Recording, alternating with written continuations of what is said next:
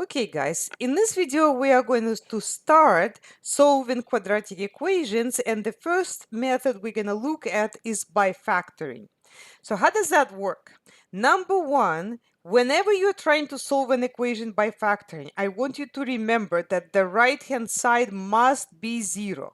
So if it is not 0, then you need to convert the equation so that the right-hand side is 0. For example, imagine that I started with an equation like this. Let's say plus 32 equals negative 4. So can I start trying to factor the left-hand side and then solve? No, I cannot, because on the right-hand side, I do not have a 0. So I would need to do an extra step of adding the number to both sides so that it cancels here, and then it's going to be have a 0 on the right hand side, and then on the left hand side I can now go ahead and try factoring.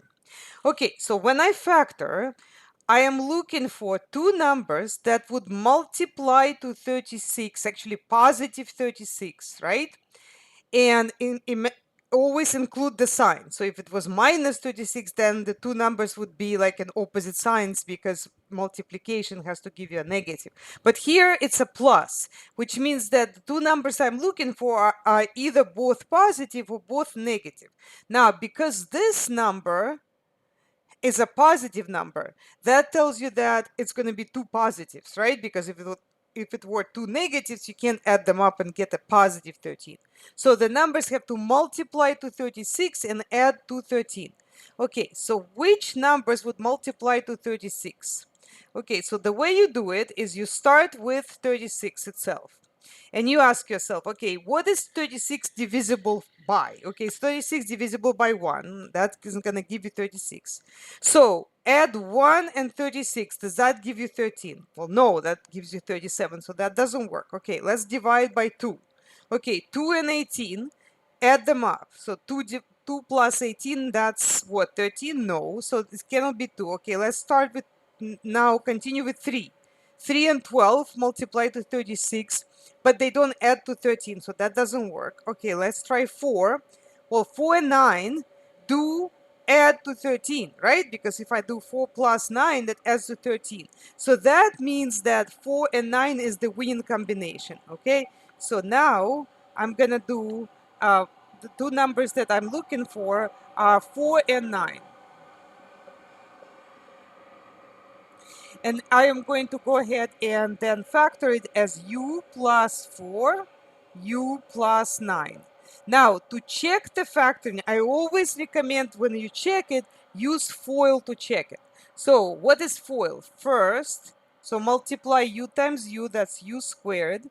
Then outer, so that would be plus 9u. Then inner, so that would be this, so that would be plus 4u. And finally last, so that would be 4 times 9, and again that would be 36. And that gives me u squared. 9 plus 4 is 13, plus 36. So I know that I factored correctly. Okay, so that's just a check. Okay, so let's factor the left-hand side. So we said that's u plus 4, u plus 9. Okay, now what we do is solve it by zero factor property. But again, remember, on the right-hand side, you must have a 0 in order for this whole thing to work. If it is not 0, then you cannot do it. You had to move the number. If you didn't do it, you would be in trouble. So now I have two factors. One factor is u plus 4, and another factor is u plus 9. And the zero factor property says that whenever two things are multiplied, okay, and the answer is 0, that means either the first one is 0 or the second one is 0. Because think about it. How can I multiply two numbers and get 0? That means, well, 0 times 5, for example, is 0, or negative 3 times 0 is 0. So one of them has to be a 0. Okay, so that's going to split this problem into two. It's either u plus 4 equals 0 or u plus 9 equals 0.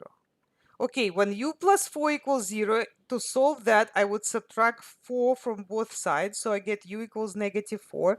And here I would subtract 9 from both sides, so I would get u equals -9. Okay, so this looks like those are the two answers. So that's my -4 and -9. Now, one other thing that I would recommend is to check your answer by plugging each answer into the original equation. Okay, so how do I do that? Let me clear it. So I'm going to take -4 first and substitute it wherever I see u. But whenever you are substituting, always put whatever you are substituting in parentheses.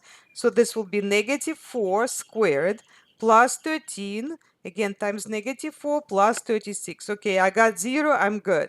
Now I'm going to repeat the whole thing. So I can just copy paste this. And now I'm going to change this to -9. And does that give me 0? Yes. So I know that I got this correct.